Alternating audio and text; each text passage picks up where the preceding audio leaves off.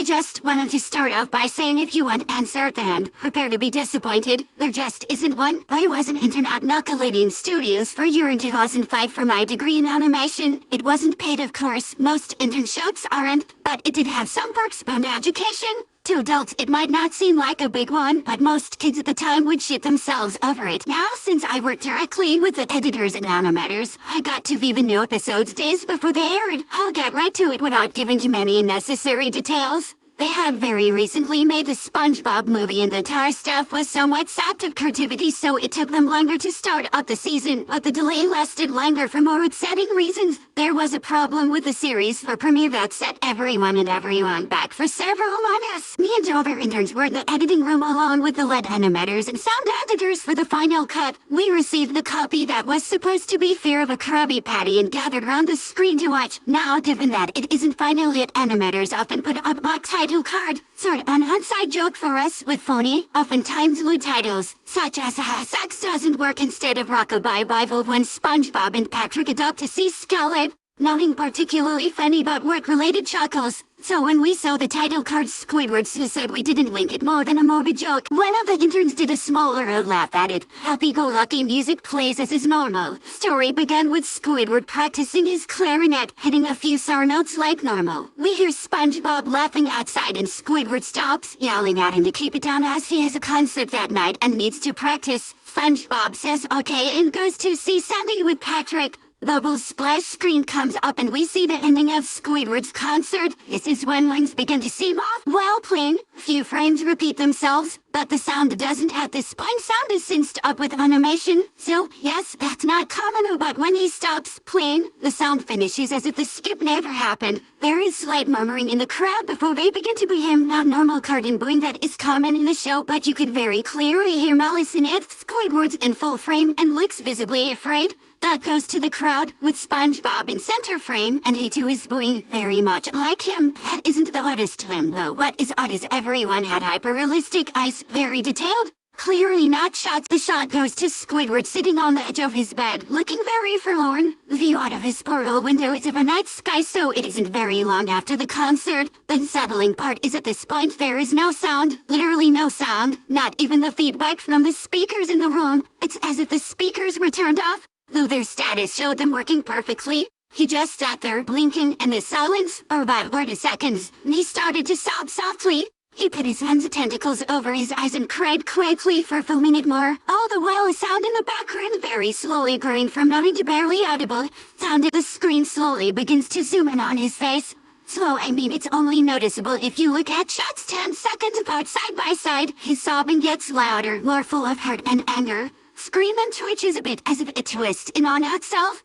For a split second and back to normal. The whinder-ubatory sound gets slowly louder and more severe, as if a storm is brewing somewhere. The eerie part is the sound, and Squidward sobbing sounded real, as if the sound wasn't coming from the speakers, but as if the speakers were holes. The sound was coming from the other side, as good a sound as the studio likes to have. No part below the sound of the wind and sobbing, very faint, something sounded like laughing, came at odd intervals and never lasted more than a second, so you had a hard time pinning it. Oh, you watched the show twice, so pardon me if I sound too specific, but I've had time to think about them. After 30 seconds, the screen blurred and twitched violently and someone flashed over the screen.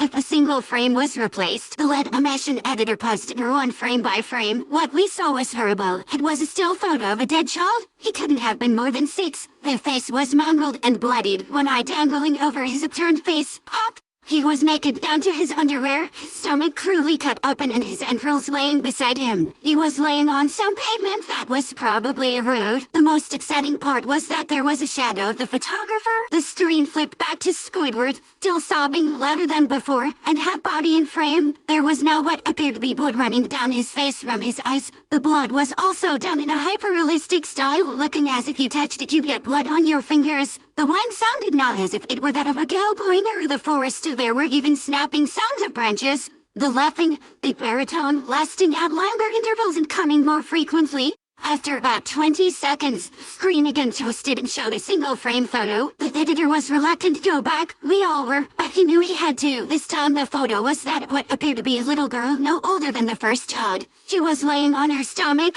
Her breasts in a pool of blood next to her. Her left eye was to pop out and pop, naked except for underpants. Her entrails were piled on top of her above another crude cut along her back. Again, the body was on the street and the photographer's shadow was visible, very similar in size and shape to the first. Had to choke back vomit, and one intern, the only female in the room, ran out. The show resumed. About 5 seconds after the second photo played, Squidward went silent. As did all sound, like it was when the scene started. He put his tentacles down and his eyes were not done in hyperrealism like the verse were in the beginning of this episode. They were bleeding, bloodshot, and pulsating. He just stared at the screen, as if watching the viewer. After about 10 seconds, he started sobbing, time not covering his eyes. The sound was piercing and loud, and most fear-inducing of all is his sobbing was mixed with screams. Tears and blood were dripping down his face at a heavy rate. The whine sound came back.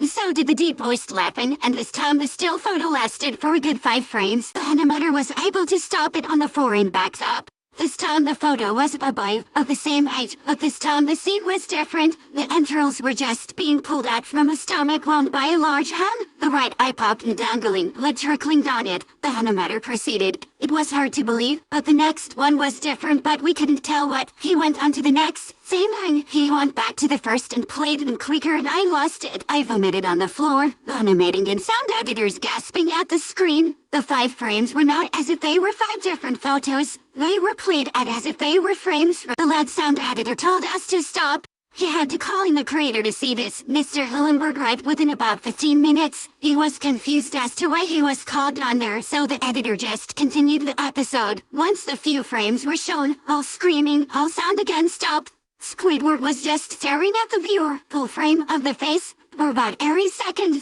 Shot quickly panned out and that deep voice said do it, and we see in Squidward's hands a shotgun. He immediately puts the gun in his mouth and pulls the trigger. Ballistic blood and brain matter splatters the wall behind him and his bed, and he flies back with the force. Mr. Hillenberg is obviously angry at this. He demanded to know what the hell was going on. Most people left the room at this point, so it was just a handful of us to watch it again. Viewing the episode twice only served to imprint the tidy of it in my mind and cause me horrible nightmares. I'm sorry I stayed. The only theory we could link was the fall was edited by someone in the chief in the drawing studio to hear. That was called in to analyze when it happened. The analysis of the file did show it was edited over by new material. However, I'm stumped of it was moved 24 seconds before we began viewing it. All equipment involved was examined for foreign software and hardware as well as glitches, as if the timestamp may have glitched and showed the wrong time. But everyone checked out fine. We don't know what happened. To this day, nobody does. There was an investigation due to the nature of the photos, but nothing came of it. No child scene was identified and no clues were gathered from the data involved nor physical clues in the photos. I never believed in unexplainable phenomena before, but now that I have something happen and can't prove anything about it but anecdotal evidence, I think twice about things. Hi guys, I'm the guy behind the Game Boy logo.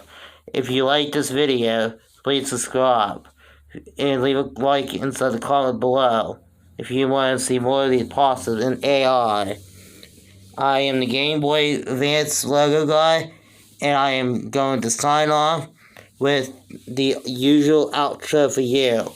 See ya, bye bye.